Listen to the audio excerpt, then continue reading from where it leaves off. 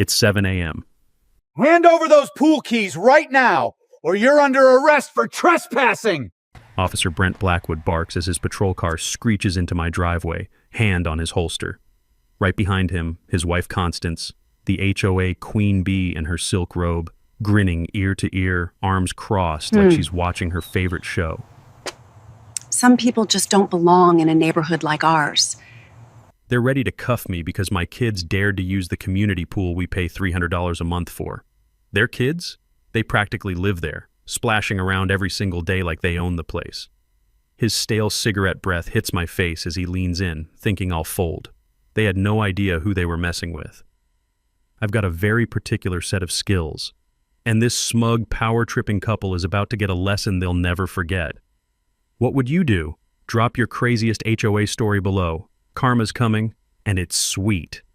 But let me back up 3 weeks and tell you how I ended up facing down a corrupt cop in my own driveway. My name's Miles Dalton, and after 15 years of infiltrating drug cartels and organized crime rings for the FBI, I thought I'd earned myself a quiet retirement. My wife, Elena, she's a pediatric nurse who'd spent way too many sleepless nights wondering if I'd come home alive, finally convinced me to hang up the badge and find some peace.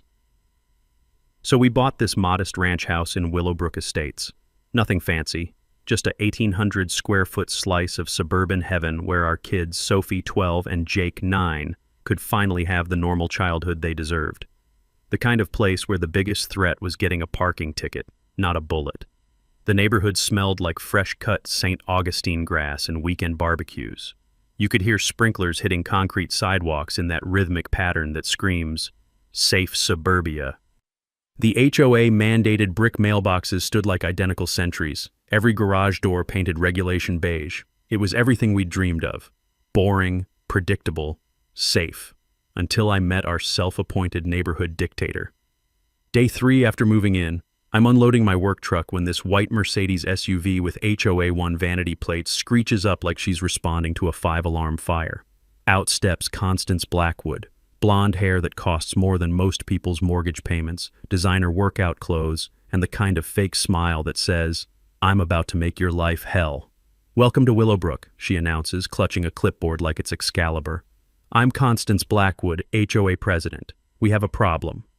She slaps this official-looking violation notice in my hand, thick cardstock that probably cost $50 just to print. Commercial vehicles prohibited in residential driveways. Section 4.7.3, $200 daily fine until you comply. Now, I've been threatened by cartel bosses who were more polite than this woman. "Ma'am, I see contractors and landscapers parked in driveways all over. Authorized service vehicles," she cuts me off. "Your business hasn't been approved." That's when I noticed the beautiful irony sitting in her driveway, a police patrol car, just permanently parked there like it belonged. "Interesting," I said. "Is that your husband's cruiser?" Her smile turned predatory. Officer Blackwood works very hard keeping undesirable elements out of our community. Some vehicles enhance security, others— she eyed my truck like it was radioactive waste. "Others attract the wrong kind of people." The message hit me like a slap. Their cop car belonged, my work truck didn't. Some residents were welcome, others were barely tolerated.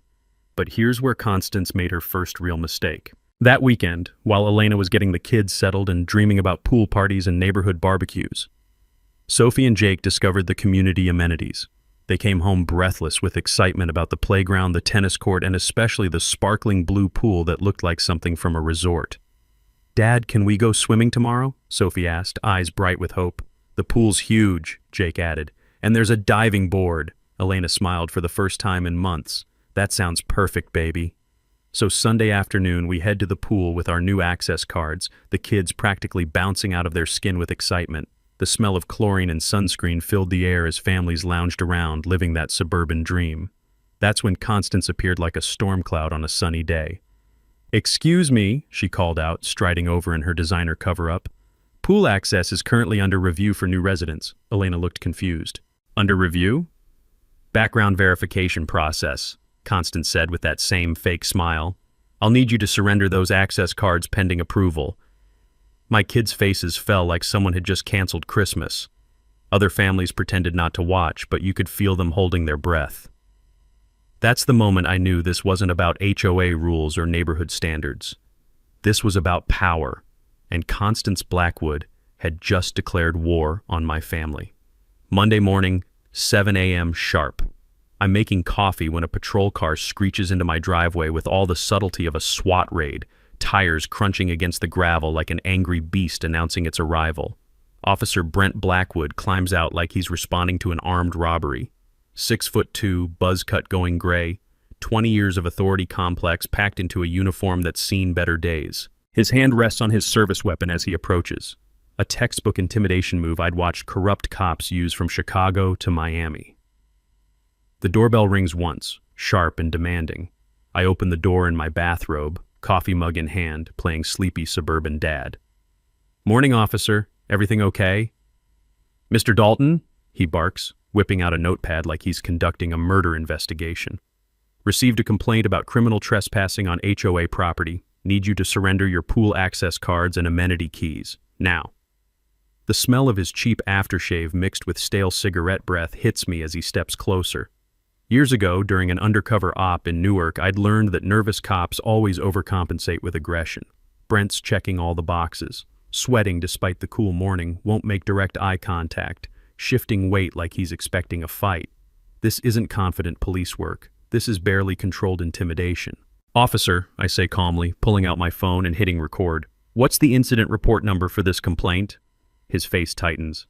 "In my FBI days, I discovered that demanding documentation makes corrupt officials panic. They're used to people just rolling over. This is official HOA business," he snaps. "Then why are you here in uniform threatening arrest?" I ask, keeping my voice level. Honestly, I've interrogated cartel lieutenants with better poker faces than this guy. Behind him, Constance watches from their yard like a director admiring her leading man's performance. She's got her phone out too, probably planning to post this victory on the neighborhood Facebook group. Brent's getting flustered now. "Look, just cooperate and this doesn't become a bigger problem." Time for my first counter move. I disappear inside for 30 seconds and return with our property deed and HOA covenant documents. Yeah, I'd done my homework after yesterday's pool ambush. From my organized crime cases, I'd learned that bullies hate when their targets know the law. "Officer Blackwood," I say, spreading the documents on my doorstep where the rough texture of the concrete reminds me of countless crime scene evidence layouts. "These show pool access as a permanent property right. The HOA can't revoke ownership privileges without due process hearings and written notice." He actually stumbles backward, clearly not expecting suburban dad to know property law. The HOA board meets Thursday. This'll be resolved then." But Brent can't resist one final power play. As he turns to leave, he leans in close enough that I can smell the desperation on him. "Mr. Dalton, I'd be real careful about causing trouble around here. We take community safety very seriously." Translation: step out of line, and I'll find an excuse to arrest you.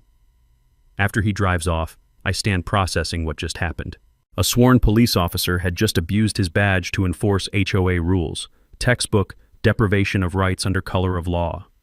I'd helped prosecute federal cases on exactly this charge. That evening, I launched my own intelligence operation. Time to map the neighborhood's power structure and see how deep this corruption went. Mrs. Dorothy Brighton was watering her prize roses when I strolled by. Mid-60s, retired teacher, the kind of careful politeness that screamed, "Learn to keep quiet the hard way." "Beautiful garden," I said, genuinely admiring her work. "Thank you," she replied, but her eyes darted toward the Blackwood house like she expected surveillance. "You're the new family? How are you settling in?" The pause told me everything. "We've had some interesting conversations with the HOA. Dorothy's face went pale. She glanced around, then whispered, "The Hendersons. Young couple lived here 2 years. They got tired of the enforcement visits." Enforcement visits? Officer Blackwood found reasons to stop by. Patio furniture violations, holiday decoration complaints, noise issues nobody else heard. Her grip tightened on the garden hose. "Funny how these problems only happen to certain families. They moved to Cedar Park last spring." Then she pointed toward the corner house. "Jim Santos runs the auto shop on Maple Street. Same thing happened to him. Police visits about his backyard shed being non-compliant. He's too scared to even talk about it now." The pattern crystallized. Constance identified undesirable residents. Brent provided the badge-powered harassment.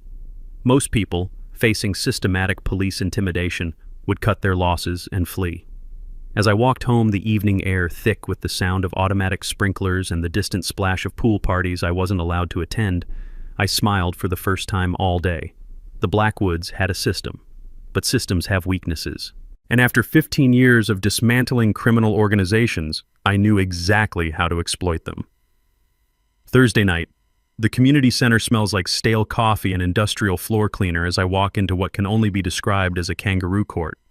The metal folding chairs screech against the linoleum like nails on a chalkboard as residents file in. Well, some residents. Funny how the usual crowd of 30 had mysteriously shrunk to 12 people, and half of them were wearing Blackwood for safety buttons. I'm starting to think Constance missed her calling as a campaign manager for third world dictators. Constance sits at the head table like a queen holding court, flanked by her loyal board members. The fluorescent lights buzz overhead, casting that harsh institutional glow that makes everyone look guilty of something. "Emergency session called to order," she announces, banging a wooden gavel with the enthusiasm of a judge sentencing criminals. "We're here to address serious security concerns brought to our attention by local law enforcement." I'm sitting in the back row, notebook ready, watching this performance unfold.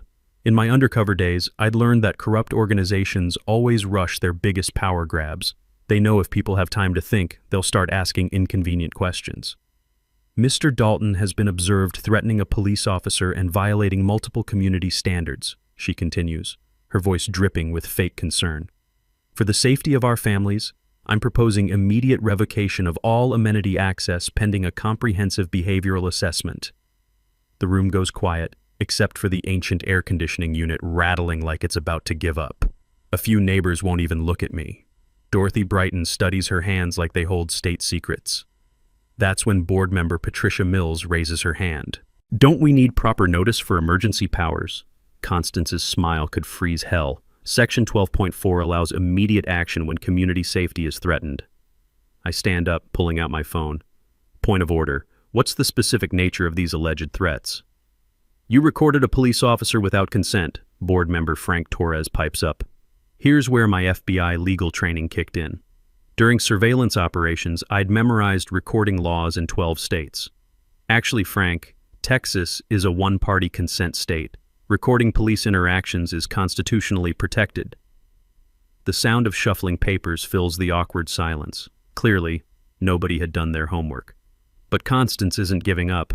"The motion passes 4-1, she announces, barely giving anyone time to vote. I looked around the room, only 5 board members present, but I'd studied the HOA governing documents like they were evidence files. "Constance, you don't have a quorum. Emergency votes require 7 members. Her face turned the color of a fire engine. "This meeting is adjourned." "Also," I continued, standing with my bylaws copy, "background check requirements violate Texas Property Code Section 202004, discriminatory access restrictions." That got everyone's attention. A few neighbors actually looked up, probably realizing someone was fighting back for the first time. As people filed out, Tyler Brooks from Pine Street lingered. When the room cleared, he approached cautiously. "That recording law thing," he whispered, glancing around. "My wife and I have some videos you might want to see."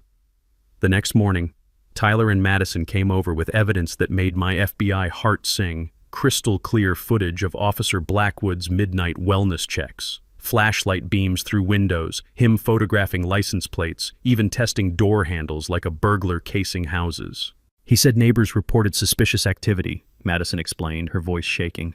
"But we just asked questions about pool maintenance expenses at the last meeting." There it was. The pattern. This wasn't random harassment. This was systematic witness intimidation. But then Tyler dropped the real bombshell. Madison works at First National Bank. She processed some HOA checks that seemed weird. Madison pulled out printed bank records, her hands trembling as she spread them on my kitchen table. "Pool maintenance contract for $8,000 monthly." But I looked up the company, Maintenance Solutions LLC. It was incorporated 3 weeks after Constance became HOA president. The business address? A UPS mailbox. My blood ran cold. Shell companies were the bread and butter of every financial crime I'd investigated. Someone was embezzling HOA funds through fake vendors, and I was betting it wasn't some random board member. "Madison," I said carefully, "how long has this been going on?" 18 months, maybe longer. She pointed to another line item. Landscape emergency repairs, $12,000 last quarter. But look at our neighborhood. When's the last time you saw major landscape work? I spent that afternoon cross-referencing the financial records with surveillance techniques I'd perfected tracking cartel money. The pattern was beautiful in its simplicity. Inflate legitimate expenses by 300%, route payments through shell companies, pocket the difference. Total estimated theft, over $70,000. The Blackwoods weren't just bullying neighbors for kicks. They were running a systematic embezzlement operation, and anyone who asked financial questions got the police harassment treatment. But they'd made one crucial mistake. They'd picked a fight with someone who'd spent 15 years following money trails through criminal organizations. Time to turn the hunters into the hunted. The next week, Constance declared total war. Monday morning, I'm helping Jake with fractions when Elena storms through the door looking like she'd survived a coordinated attack. 3 city inspectors, she announces, slamming a stack of violation notices on our granite countertop. Grass height, mailbox angle, garbage can placement, $500 in fines, all scheduled while we were both at work. The citations feel expensive. Thick cardstock with raised city seals that probably cost more to print than most people's weekly groceries. I scan the timestamps. 9:15 a.m., 9:30 a.m., 9:45 a.m. Military precision timing. Anonymous complaints, Elena continues, collapsing into a chair. The grass inspector said our lawn was exactly 1/4 inch over regulation height. Who measures grass with that kind of precision? Martha Stewart? Sophie looks up from her cereal, confusion clouding her 12-year-old face. Mom, why is everyone being mean to us? Did we do something wrong? That question hits me like a physical blow. My daughter shouldn't have to wonder why adults are targeting our family. This stops now. That evening, I deployed every surveillance skill the FBI had taught me. From my bedroom window, I watched Brent's patrol car cruise past 4 times in 3 hours, way outside normal patrol patterns. Each pass accompanied by his searchlight sweeping our property like we're escaped convicts. Around 11 p.m., he parks at the corner and approaches our mailbox with a flashlight. The smell of night-blooming jasmine fills the air as I watch through my scope. Yeah, I kept some FBI toys. While he photographs our house numbers and tests mailbox stability. But Brent made a crucial mistake. He didn't notice my newly installed security system. Military-grade cameras with infrared capability, the same equipment I'd used to document cartel operations in El Paso. Every late-night wellness check was being recorded in courtroom-quality detail. In organized crime investigations, we always said, let the criminals document their own illegal activity. While building my harassment file, Elena discovered the smoking gun. Marcus, you need to see this, she calls from the computer. She's scrolling through the neighborhood Facebook group, mapping 6 months of posts. What emerges makes my federal prosecutor instincts sing. Systematic targeting of anyone questioning HOA finances. The Hendersons questioned a $15,000 emergency roof repair last spring. 2 weeks later, police noise complaints nobody else heard.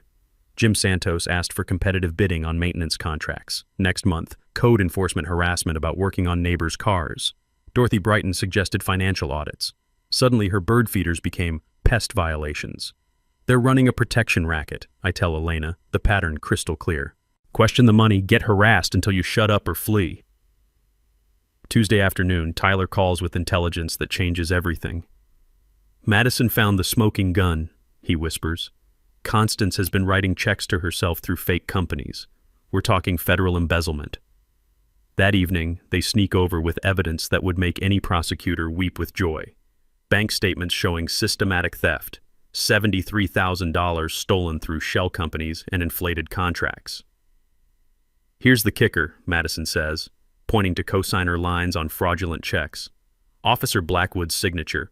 He's not just muscle, he's an active co-conspirator. I'm photographing evidence when my surveillance system alerts me to motion. Through the front window, I watch Brent approach with unusual confidence, Constance trailing behind with her phone out for another incident recording. Time for my countermove. I open the door before he knocks, security camera prominently visible on my doorframe. Evening, Officer Blackwood. I assume you're here about the anonymous complaints? His swagger falters. What complaints? The ones that triggered today's coordinated inspection blitz, I say calmly, holding up the citations.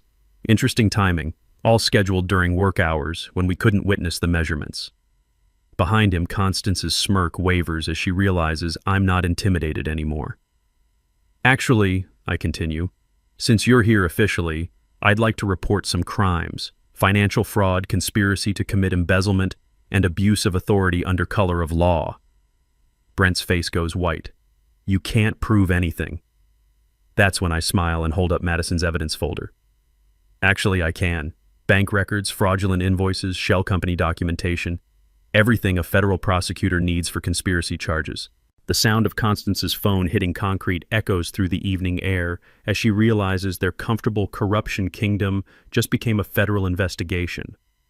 Oh, and Officer Blackwood, I add, watching both of them backing toward their house. My security cameras have been recording every illegal late-night visit, high-definition video with timestamps. The FBI loves that kind of evidence. As they retreat, I can practically smell their panic mixing with the evening air thick with jasmine and the distant chlorine scent from the pool I still wasn't allowed to use. But not for much longer. The hunters had just become the hunted. Wednesday night, 2 a.m.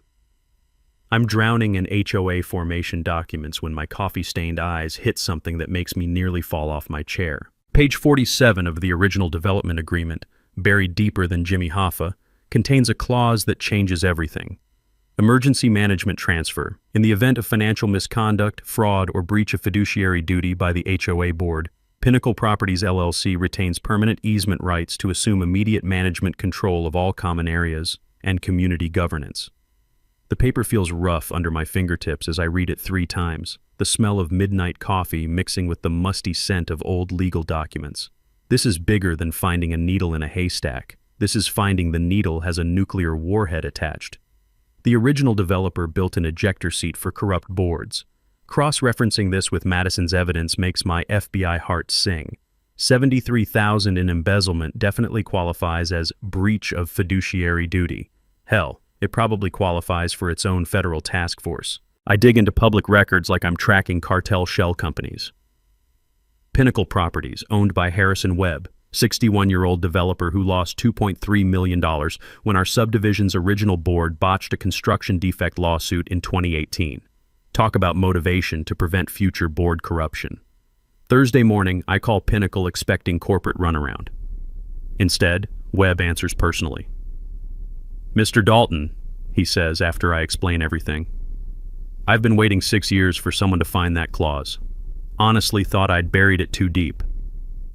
Turns out Webb's been quietly monitoring HOA finances since day one, waiting for exactly this kind of misconduct. That easement was my insurance policy against board members treating community funds like their personal casino. How fast can you activate it? "Give me bulletproof evidence and corporate management takes over in 2 weeks, he says. My legal team's been polishing this nuclear option since 2019. The magnitude hits me like a freight train. Corporate takeover doesn't just remove Constance, it eliminates her entire power structure. No more board presidency, no more selective enforcement, no more weaponizing badges against families. That afternoon, Webb arrives in his Tesla, looking exactly like Central Casting ordered successful developer. Tailored suit, titanium watch, and the quiet confidence of someone who actually owns things instead of just pretending to. 73 grand in embezzlement, he says, scanning Madison's bank records spread across my dining table. Shell companies, fake invoices, spousal conspiracy. This is prosecutorial Christmas morning. His corporate attorney, Patricia Vance, reviews everything with surgical precision. Financial misconduct threshold clearly exceeded. Emergency transfer paperwork can be filed tomorrow. But Webb drops the real bombshell. "Mr. Dalton, you're not their first victim. I've got a file folder thicker than a phone book. Residents calling corporate because they're too terrified to approach the board." He produces documentation that makes my blood boil. 2 years of harassment complaints. The Hendersons, Santos family, Mrs. Brighton, the Brooks, all reported the identical pattern. Question finances, get badge harassment. "You knew about this systematic corruption?" "Suspected it," Webb admits. "But I needed someone with the skills and spine to gather proof." He grins. Enter retired federal agent with 15 years of takedown experience. His plan is beautiful in its simplicity. Monday night emergency meeting, full corporate presentation of financial crimes, immediate management transfer activated before witnesses and media. Corporate management answers to state law, not local dictators, Patricia explains. Professional accounting, transparent operations, constitutional rule enforcement. As they leave, Elena emerges from the kitchen where she's been listening. So this nightmare actually ends? Better than ends, I tell her, watching Webb's Tesla disappear down our street. It gets replaced with actual professional management. Monday night, Constance's comfortable kingdom becomes a corporate democracy, and she has no idea what's coming. The hunters were about to become the hunted, legally, publicly, and permanently. Friday morning, Webb's corporate headquarters feels like mission control for a space invasion. Floor-to-ceiling windows overlook the city, the mahogany conference table could seat a small dictatorship, and the smell of expensive coffee mixed with leather chairs reminds me of FBI strategy sessions, except this time we're planning a suburban coup instead of a cartel takedown. Webb's assembled his corporate Navy SEALs, attorney Patricia Vance, forensic accountant David Kim, and private investigator Sarah Mitchell. These people don't just look professional, they radiate the kind of competence that makes corrupt board members consider witness protection programs. Ladies and gentlemen, Webb begins, spreading architectural plans like a general planning D-Day. Monday night, we perform surgical removal of a suburban cancer. David Kim cracks his laptop and the financial crimes make everyone whistle in appreciation. $73,000 in provable embezzlement, but the real damage includes ghost contractors, phantom employees, and emergency repairs that mysteriously coincide with the Blackwoods Caribbean vacation photos on Facebook.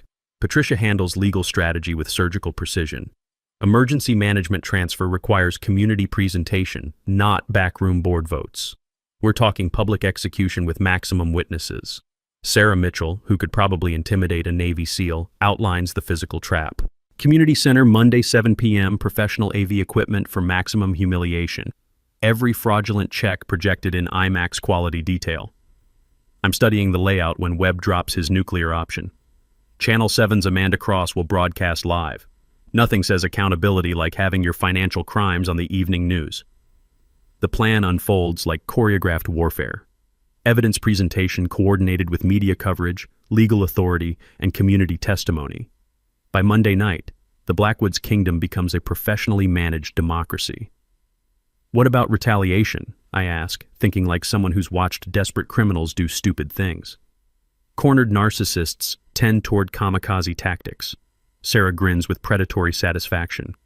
Off-duty security, direct police dispatch, emergency protocols if they lose their minds. She pauses. Plus, federal agents have certain protective reflexes. Saturday afternoon, I'm installing surveillance equipment that would make the NSA jealous. Elena finds me surrounded by enough electronics to launch a satellite. Marcus, she says, examining cameras that could spot a gnat's eyelashes. This looks like you're planning to document alien contact. Close, I tell her, connecting wireless feeds that'll record from 12 different angles. I'm documenting the public autopsy of a suburban dictatorship. Every reaction, every confession, every moment of beautiful justice. During organized crime investigations, I'd learned that evidence quality determines conviction rates. Multiple camera angles, backup audio feeds, redundant recording systems, the difference between probably guilty and 20-year federal sentences. Sunday evening brings psychological warfare. I position myself obviously in the front yard, testing equipment and making calls. Let them see preparation. Let them wonder what tsunami's approaching their comfortable corruption. From my surveillance post, I watch Constance pacing like a caged panther, phone glued to her ear. Brent's patrol car hasn't moved from their driveway. Probably calling in sick Monday. Smart. Too bad he's about 2 years too late. That night, Tyler and Madison rehearse their witness testimony. Bank evidence provides the prosecution foundation, but personal impact sells the emotional story. Keep it simple, I coach them, using interrogation techniques that had flipped cartel money launderers. Numbers convict, but fear motivates. Talk about being afraid in your own neighborhood. Madison practices walking through financial crimes with banker precision.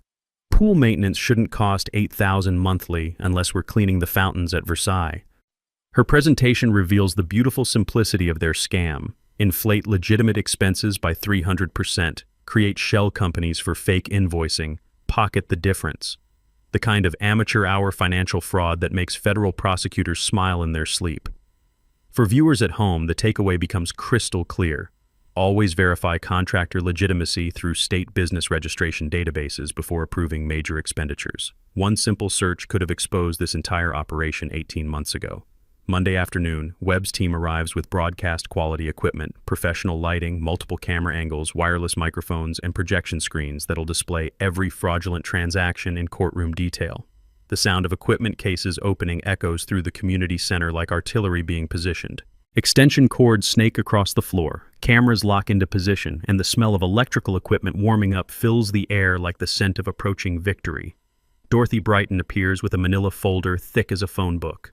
Mr. Dalton, I documented everything for 2 years. Every harassment incident, every selective enforcement, every family that moved away because they couldn't take it anymore. Mrs. Brighton, I tell her, tonight you might be our star witness. 6:30 p.m. Arrives with the texture of electricity before a thunderstorm. The community center fills beyond capacity. Residents who'd been invisible for months emerging from hiding, sensing that tonight justice finally gets served with professional presentation skills. The Blackwoods arrive at 6:45. Constance clutching her ceremonial gavel like a drowning woman grabbing driftwood, Brent sweating bullets despite aggressive air conditioning. They have absolutely no idea what's about to hit them. Showtime. The Blackwoods walked into that community center like they owned the world. They had no idea they were about to lose everything. Constance struts to the head table in her designer blazer, that familiar smug smile plastered across her face. Behind her, Brent takes position near the back exit. Classic intimidation positioning I'd seen corrupt cops use in a dozen cities. The clink of metal folding chairs and nervous whispers fill the air as residents settle into seats they probably hadn't occupied in years. "Good evening, everyone," Constance announces, banging her gavel like she's calling a royal court to order. "We have several routine matters to discuss tonight." Routine, right. If routine includes having your financial crimes broadcast on live television. That's when Webb stands up from the front row, his three-piece suit and corporate confidence cutting through the suburban theater like a sword through tissue paper. "Actually, Constance, we have some urgent business to address first." Her smile falters for exactly 2 seconds before snapping back into place. "I'm sorry, you are?" "Harrison Webb, Pinnacle Properties. I believe you're familiar with our emergency management easement clause?" The color drains from Constance's face like someone pulled a plug. Around the room, residents lean forward. Most had never heard of any easement clause, but the term emergency management sounds promising to people who'd been living under HOA tyranny.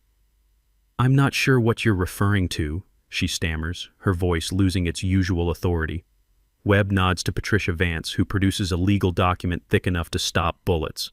Section 4.7 of the original development agreement, emergency management transfer in cases of financial misconduct or breach of fiduciary duty. That's when David Kim stands and the real show begins. "Ladies and gentlemen," he announces, "we're here tonight because your HOA board has embezzled over $73,000 through fraudulent contracts and shell companies." The room erupts, gasps, angry mutters, chairs scraping against linoleum as people turn to stare at Constance like she's grown a second head. The smell of fresh panic sweat mingles with industrial floor cleaner and the electric tension of a crowd realizing they've been robbed. "That's preposterous," Constance shouts, her composure cracking like ice in summer heat. "This is clearly some kind of coordinated attack." But Kim's already firing up the projection system. Bank statements appear on the wall in high-definition glory. Checks made out to Maintenance Solutions LLC for $8,000 monthly. Pool cleaning that costs more than most people's mortgages.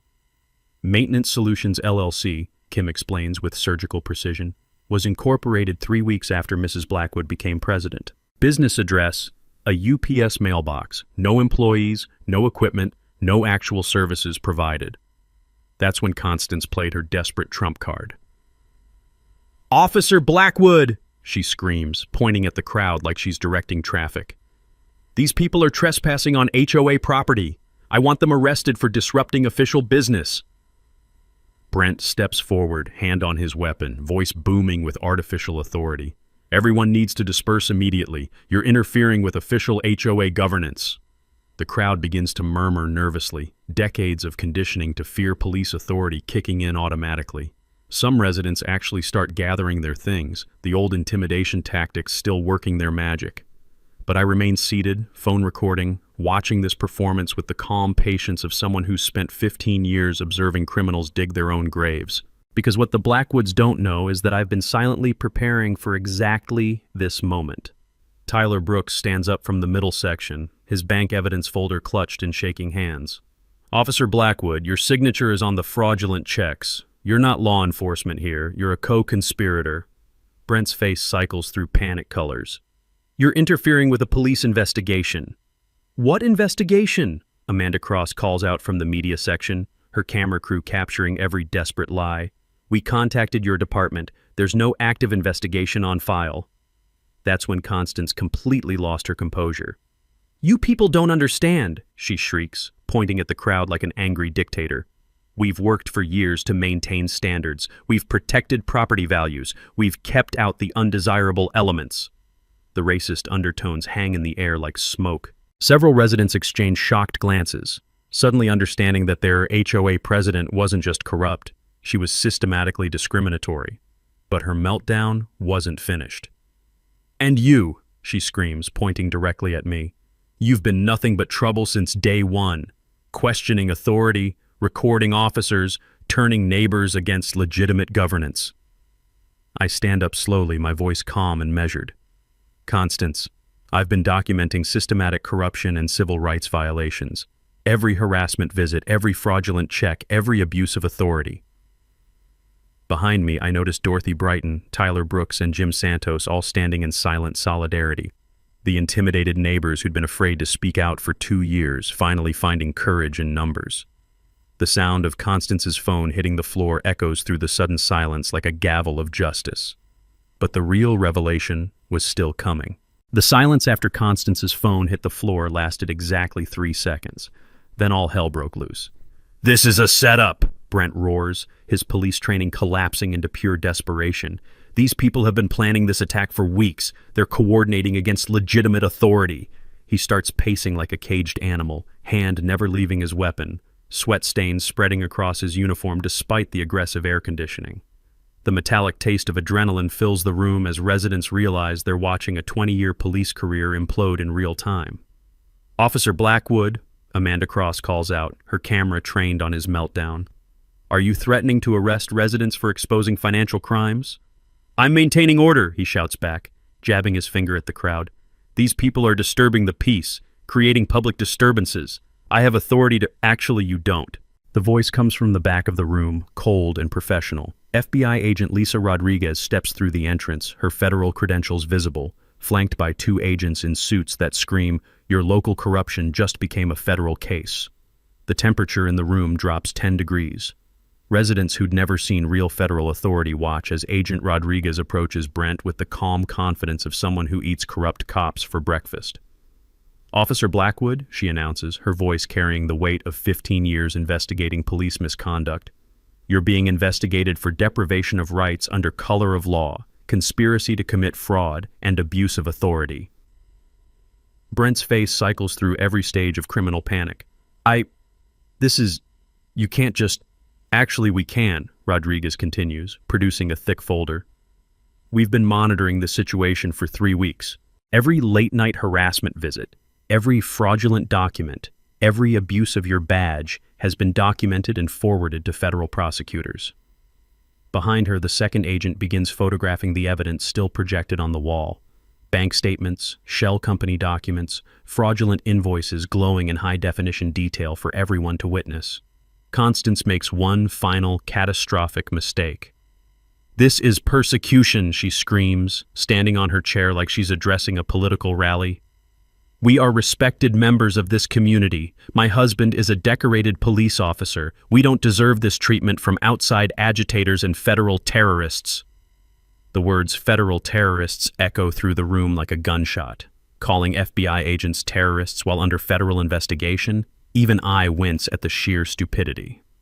Agent Rodriguez turns to Constance with the kind of smile that makes career criminals request protective custody. Ma'am, threatening federal agents during an ongoing investigation adds additional charges to your growing list. But Constance isn't done destroying herself. I demand to know who started this investigation, she shrieks, pointing wildly around the room. Someone has been feeding you lies. Someone has been coordinating this attack on legitimate community leadership. That's my cue. I stand up slowly, letting the moment build like the climax of a symphony. 15 years of undercover work has taught me the power of perfect timing. Actually, Constance, I say, my voice cutting through the chaos like a blade, I started this investigation 3 weeks ago when you decided to target my family. The room goes dead silent except for the hum of camera equipment capturing this historic confession. My name is Agent Miles Dalton, FBI Financial Crimes Unit, retired. For the past month, I've been conducting a federal investigation into systematic corruption, civil rights violations, and organized harassment in this community. The gasps from residents mix with the sound of Constance's world imploding. Several neighbors turn to stare at me like I've just revealed I'm actually Superman. Every police visit, every harassment incident, every fraudulent financial transaction has been documented with federal quality evidence. I continue, enjoying the look of absolute horror spreading across both Blackwood's faces. Wire fraud, conspiracy, deprivation of rights under color of law, these charges carry minimum 15-year federal sentences. Brent actually staggers backward, his hand falling away from his weapon as the magnitude hits him. 20 years of police work, pension, reputation, freedom, all gone because he couldn't resist helping his wife play dictator. "You can't do this to us," Constance screams, but her voice cracks on every word. "We're pillars of this community. We've maintained standards. We've protected property values." Webb stands up from the front row, his corporate smile sharp enough to cut glass. "Actually, Constance, you've been systematically robbing this community while terrorizing residents with police harassment. Effective immediately, Pinnacle Properties assumes management control under emergency easement authority." Patricia Vance approaches the head table with legal documents that sound like thunder when they hit the wooden surface. "Mrs. Blackwood, you're hereby relieved of all HOA authority. Corporate management begins tomorrow morning." The sound of handcuffs clicking echoes through the community center as Agent Rodriguez places Brent under arrest. His Miranda rights mix with the excited whispers of residents finally understanding that justice isn't just possible, it's happening right in front of them. Constance collapses into her chair, the fight draining out of her like air from a punctured tire. 2 years of comfortable corruption ended in one spectacular public implosion. As federal agents escort the Blackwoods toward the exit, I catch Dorothy Brighton wiping tears from her eyes. Tyler Brooks grins like he's won the lottery. Jim Santos actually applauds. The suburban dictators were finally dethroned. And tomorrow, my kids could swim in peace. The community center had transformed into something between a courtroom and a theater, every seat filled with residents who'd spent years living in fear, now watching their tormentors face federal justice in real time. Agent Rodriguez reads Brent his rights while news cameras capture every word. "You have the right to remain silent. Anything you say can and will be used against you in a federal court of law." The same constitutional protections he'd denied countless neighbors now protecting him from his own stupidity. But Constance wasn't finished destroying herself. "This is a conspiracy," she shrieks, pointing at the FBI agents like they're invading aliens. "Marcus Dalton is a criminal. He threatened police officers. He's been harassing us for weeks." Agent Rodriguez pauses mid-arrest to stare at Constance with the kind of expression reserved for particularly stupid criminals. "Ma'am, are you seriously accusing a retired FBI agent of harassment while you're being arrested for systematic corruption?" The room erupts in nervous laughter. After 2 years of living under Blackwood tyranny, residents are finally witnessing the beautiful spectacle of bullies getting exactly what they deserve. Amanda Cross steps forward with her microphone, her camera crew capturing every moment for the evening news. "Mrs. Blackwood, how do you respond to evidence showing $73,000 in embezzled HOA funds?" "Those charges are completely fabricated," Constance screams, her designer blazer now wrinkled and sweat-stained. "We've done nothing but serve this community with dedication and—" "Ma'am," David Kim interrupts, his forensic accountant precision cutting through her hysteria, "your signature appears on 47 fraudulent checks. The bank records are incontrovertible." Behind the projection screen, every financial crime glows in high-definition detail. Fake invoices, shell company payments, inflated contracts, 2 years of systematic theft displayed like evidence in a federal courtroom. Tyler Brooks stands up, his voice shaking with emotion and adrenaline. "Mrs. Blackwood, your husband threatened to arrest me for asking about pool maintenance costs. He came to my house at midnight with flashlights and intimidation tactics." "That's normal police procedure," Brent shouts from his handcuffs. apparently unaware that admitting to harassment makes things worse, not better. Dorothy Brighton rises from her chair with dignity that makes the entire room respect her courage. For 2 years, I was afraid to speak at meetings, afraid to question expenses, afraid to use community amenities I pay for. That's not normal anything. That's terrorism. The word terrorism hangs in the air like smoke from an explosion. Domestic terrorism by badge-wearing bullies who'd turned suburban life into a protection racket. Webb approaches the head table with corporate documents that rustle like leaves in a windstorm. Ladies and gentlemen, effective immediately, Pinnacle Properties assumes emergency management control, professional accounting, transparent governance, and equal treatment for all residents. The applause starts slowly, Dorothy Brighton clapping first, then Tyler Brooks, then Jim Santos, then the entire room erupting in cheers that sound like freedom itself. But I'm not done yet. Constance, I say, standing to address her directly while cameras capture every word. You made one critical mistake when you decided to target my family. She glares at me with pure hatred, mascara running down her cheeks like black tears. You've destroyed everything we built here. No, I reply, letting 15 years of federal authority settle in my voice. I've restored constitutional rights to a community you'd turned into your personal kingdom. Agent Rodriguez steps forward with the kind of smile that makes prosecutors request overtime. Mrs. Blackwood, you're under arrest for conspiracy to commit fraud, embezzlement, and civil rights violations under Federal Statute 18 U.S.C. 242. The sound of a second pair of handcuffs echoes through the community center like a gavel of justice. Amanda Cross turns to her camera, the community center chaos providing perfect background for her live report. This is Amanda Cross reporting from Willowbrook Estates, where federal agents have arrested an HOA president and police officer for systematic corruption that terrorized residents for over 2 years. As the Blackwoods are escorted toward the exit, Constance makes one final attempt to salvage her reputation. You people will regret this, she screams over her shoulder. Property values will collapse, crime will skyrocket, you need us to maintain standards. That's when I deliver my mic drop moment. Constance, I call out, my voice carrying over the crowd. The only crime problem this neighborhood had was you and your husband. Constitutional rights aren't crime, they're justice. The applause is deafening. Residents who'd been afraid to speak for 2 years finally understanding that they have rights, they have voices, and they have the power to hold corrupt authority accountable. Through the community center windows, I watched the patrol car that had terrorized my family driving away with its owner in the back seat wearing handcuffs. Tomorrow morning, my kids could finally swim in peace. Justice served, federal style. 6 months later, I'm sitting by the community pool watching Sophie and Jake cannonball into the deep end without a care in the world. The sound of their laughter mixing with splashing water is better than any symphony ever written. The transformation of Willowbrook Estates has been nothing short of miraculous. Webb's corporate management delivered exactly what they promised. Professional oversight, transparent finances, and governance that actually serves residents instead of personal egos. Monthly financial reports get posted online for everyone to see. Board meetings happen with actual democratic procedures. And amazingly, when you eliminate embezzlement, HOA fees dropped 30% while community services improved dramatically. The federal prosecution moved faster than anyone expected. Constance pled guilty to 18 counts of fraud and embezzlement, earning herself 8 years in federal prison. Brent got 12 years for conspiracy and deprivation of rights under color of law.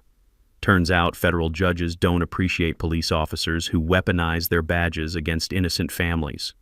The community recovered every stolen dollar plus federal damages totaling $150,000. But Webb did something that surprised everyone. He donated the entire settlement to establish the Blackwood Corruption Memorial Scholarship Fund.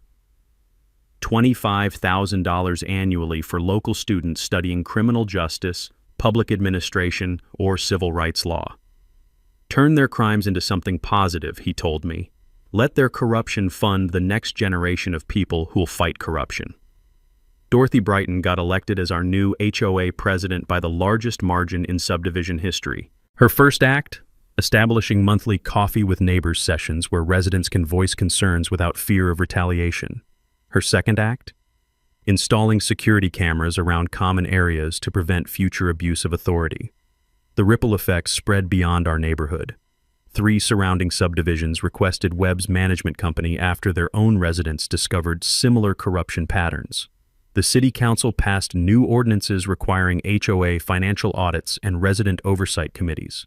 Our case became a textbook example in law enforcement academies nationwide. Tyler and Madison Brooks became unlikely heroes, their banking expertise helping 2 other communities expose embezzlement schemes. Madison left her corporate job to become a forensic accountant specializing in HOA financial crimes. Apparently, suburban corruption is a growth industry. Jim Santos expanded his auto shop and hired 3 employees, including 2 neighbors who'd been blacklisted by the Blackwoods. His backyard shed, the one that caused so much code enforcement harassment, now houses a community tool library where neighbors can borrow equipment for home projects.